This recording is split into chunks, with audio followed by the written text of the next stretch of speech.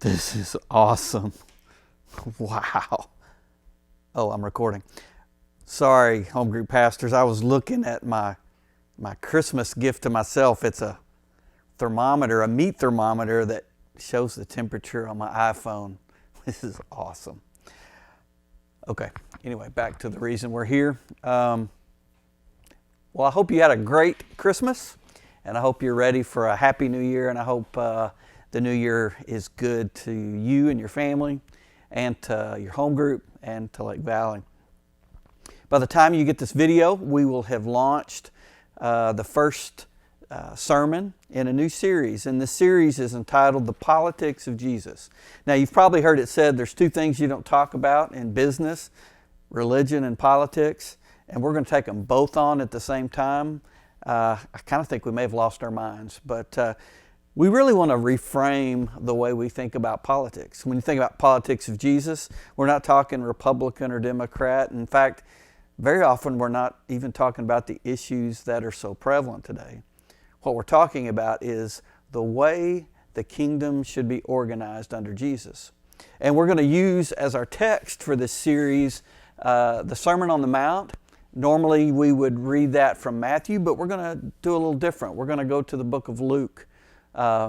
It has some insight that's not in Matthew that we think will be really helpful in this series. So we'll be going to Luke 6. We'll stay there from verse 12 to verse 49 of Luke 6. This first sermon and the first lesson is going to be in an introductory sermon manner.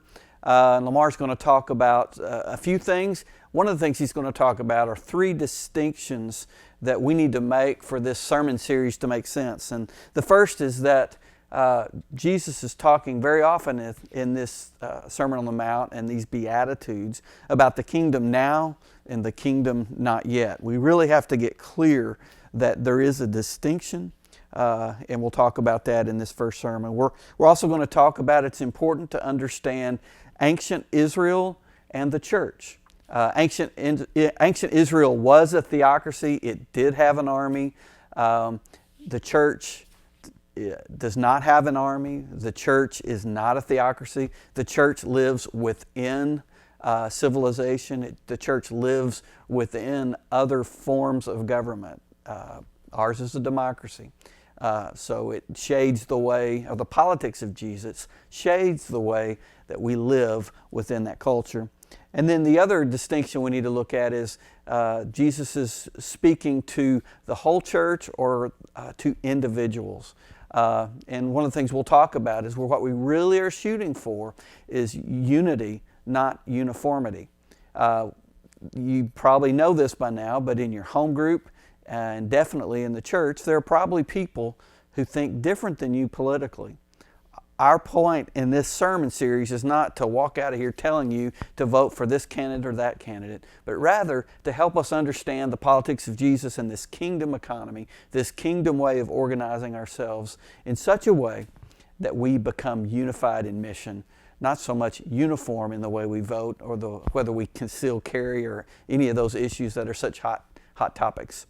So those are three distinctions that are going to be really important. So I'm going to go right into the questions for this first session. So this will be session 1, which covers 2 sermons. The first sermon is on January 3rd. The first question is, what do we mean by the church is called to be prophetic? We'll talk about this a lot probably during this series. The idea is that the church is called to point to the kingdom as it will be. Very often we'll define the gift of prophecy or prophetic ministry as bridging the gap from what is and what should be. In other words, Christians should be able to see the hope of the kingdom when it is completely inaugurated or completely established. It is inaugurated, but it's just the beginning of that kingdom. So we can see what it is, but we are called to cast hope and to live lives that portray what it will be. Sometimes that'll put us at opposition with government. Sometimes it will be in step with government, which the next question talks about what are some implications of that calling. What we want to talk about here is if we are called to assess what is and to speak into what should be, it means that we should have a distinct voice in culture. Sometimes we'll be called out to say, this is unjust. This should stop. Christians, for example, spoke out against slavery. That was a prophetic calling. It was a prophetic activity that Christians in the 1800s performed for our country. It saw what was the slavery of blacks, and it said, that is not right, it's not just. And so they called out what should be. And very often that can result in some returning to this kingdom as it will be for the nation. And sometimes it won't. Sometimes the implications are, for lack of a better term, revival in a country. Sometimes, though, the implications are persecution. And so help your group kind of wrestle with what's our end game here? What is our calling? We're not called to take America back, but we are called to say, this is the way the kingdom of God should operate, and this is what should be in our treatment of creation, our treatment of each other, all those types of things. So help your group kind of debate and enter into a lively discussion of that. The third question is a thoughtful one about our nation. It says, for most of our history, the U.S. government has been in alignment with our Christian values. In other words, what is and what should be were more closely aligned. But our prophetic calling sometimes needs to distinguish between those two realities, that the church is different than the United States. And so the questions are, how has this helped us and how has this hurt us? Some of your people may be very clear of how it's helped us, and it has in a lot of ways, because our government was not at opposition to this prophetic responsibility that Christians have. We weren't persecuted. Often the laws work for us. Your people may not be ready to think how it's hurt us, and here's how it has hurt us. It's because they were aligned. We lost, let me just see if I can do this as a demonstration. Because they were in line, they lost the perspective that they were different. And so when the United States changes, it feels like Christianity is changing. But if you turn it this way, they're actually different things. So help your people wrestle with this, that it has been good, and it's not, when they're in alignment, it's not evil, but it does have some consequences for us as Christian citizens that we actually forget, or can forget potentially, where our hope actually is. Help your group wrestle with that. And then the last question is really just kind of a question to elicit feedback from you as leaders in your group is, what are the issues you hope this series will address? In other words, let the group just pile on the table all the things that they're concerned about, things they're confused about in our culture. And I'd encourage you to record those and send those to us. And if possible, within the framework of the text that we're working, we'll try to address those as much as possible. I'm not saying how we'll use them. We may do a follow-up a sermon just to address those types of issues. But really do collect them. Get them thinking. Get them thinking critically about culture and about the church, how the church should interface. So that's session 1. Session 2 on January 10th, we're going to really focus in on the kind of an overview of the Beatitudes, which in Luke includes both the blessings, for example, blessed are the poor, but there's also a curse, and it says, woe to you who are rich. And so the Beatitudes in Luke have this contrast between those who are blessed and those who are at risk, is the way I would say it. In other words, if you are poor, you're accepting of the kingdom. And we'll talk about this a little bit in this sermon, is that if you look at who was at this sermon, who attended church, if you will, the week that this sermon was preached, it was the poor. It was those who were looking for healing. It was those who were in distress. I'd encourage you to anchor back into the His Story series, where we talked about how David's first followers, the first kingdom citizens, if you will, they were the downtrodden, they were the depressed, they were the discouraged. That's what happened with Jesus too. The first followers were outcasts in one sense. They needed hope, and the kingdom of Jesus Christ gave them hope. So we will talk about that a lot. So the first question is, Jesus delivers some very provocative statements contrasting the now to the not yet. And so what's the heart of this message? So help them understand this distinction. You have these blessings and these woes. The blessings are the ones who are downtrodden, and the woes are for those who have built their hope on being rich, on being well thought of, on being well fed. It would be very easy to create false guilt as Americans that if we have money, then we're cursed, that if we are well fed, we're automatically cursed, that if people think well of us, then we must not be doing something right. That's actually not the core teaching of Jesus' message. It's actually even more stinging than that. The idea of Jesus' message is, if I'm putting my hope and my target is to gain wealth and to be well thought of, and that affects the way I live in society now, then I'm missing the mark. We really need to wrestle with this idea that we live in a kingdom that's inaugurated. It's now, but it's not yet. Our ultimate hope is not now. Our ultimate hope is when the kingdom is renewed and the new heavens and the new earth are established. So have them wrestle with this, about the heart of Jesus' message. You're going to have some different takes on it. Don't be argumentative. Let them process that, but lead them with your questions into kind of that understanding.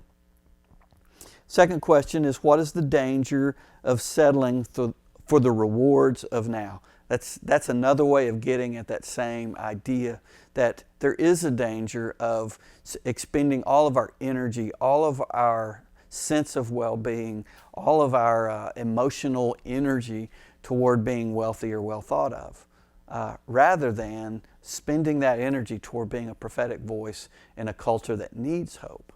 So have them wrestle with that a little bit more. It's a question to get at a similar thought.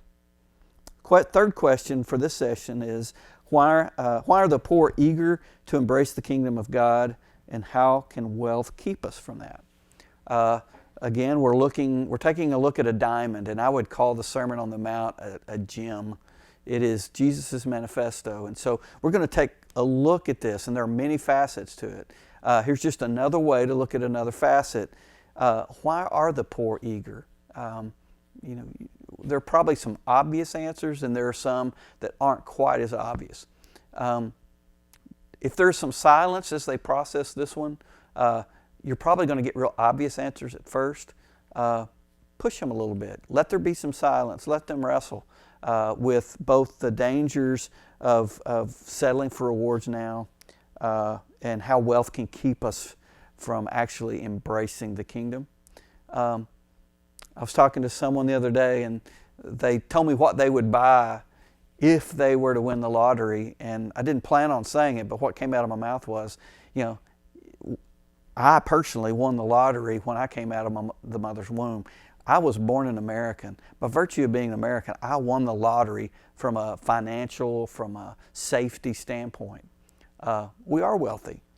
I don't want us to vilify that state, but I also want us to realize, and I think it's the point of Jesus' message, that that can build a false sense of hope and a false sense of security, which leads us to this next and last question. And this is one that really can strike at our consciences. This is a prophetic type question. The question is, this sermon is about money, and there's no way around it. I'm covering this first beatitude, blessed are the poor, woe to the rich. That's a money statement. I'd like to get away from it, but that's what it is. So this sermon is about money, and the question is, if you lost everything, how would it affect you? And what can you learn from this teaching?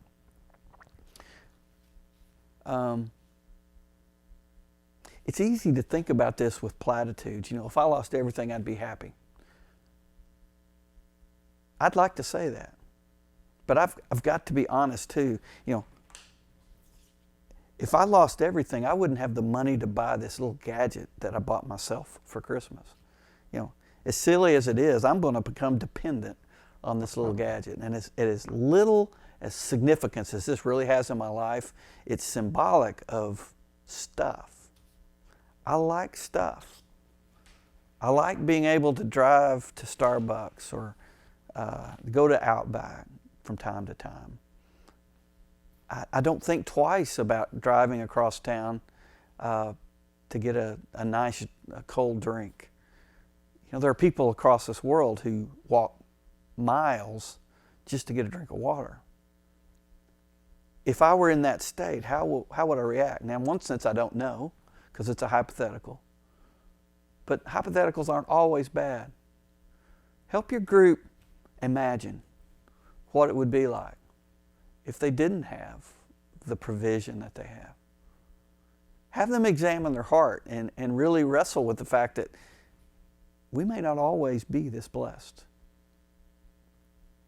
We may not always be able to rely on a government that is for us, that is in alignment with us. There may be a time when the church is under persecution, and just by virtue of being a Christian, they're going to take our stuff from us. Now, I don't think that's going to happen in my lifetime, but it's possible. And I'm not an alarmist. I'm not a prepper. I'm just saying there is that potential.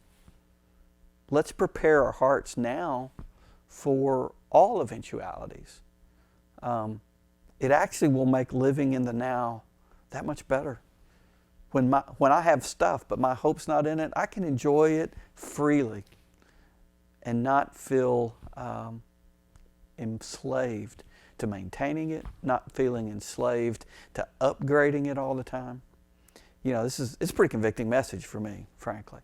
And I hope it is for you too. And I hope what we end up with is not a wallowing in self-pity, not a shameful discussion, but actually one that will lead us to a deeper, richer faith and hope and a clear understanding that the kingdom is now and we can be the hope of the world in the way that we live. And that was the core of Jesus' mission and message. I'm excited about this series. I'm very scared about this series too. We're going to tackle some issues. We don't have the answers to every issue. We're going to talk about this as a community, and I hope that on the other side of this, we gain some clarity about what it is to be the people of God now. And we have greater hope for what it's going to mean to be in the kingdom in the future. Lake Valley, the elders and staff, pastors, we love you guys, and we are so grateful for what you do. We're going to celebrate on the 10th your service. We're trying to recruit and to equip new leaders. I do want to encourage you that if you don't have an apprentice, or if you don't have an assistant or a co-leader, I want to encourage you to talk with us about that. Let's get you some help within your group, or let's recruit that help in. We want home group pastors for the long haul. We don't want to burn you out. So if you need some support from us, please let us know. Come to the meal where we're going to thank you and kind of give a vision for home groups for the future. We're so grateful for what you do, and please don't let that ever be forgotten. It's not forgotten with us, even though we don't say it near enough. Again, love you guys. It's going to be an exciting series. I hope you'll buckle up and let's do this together. Thank you.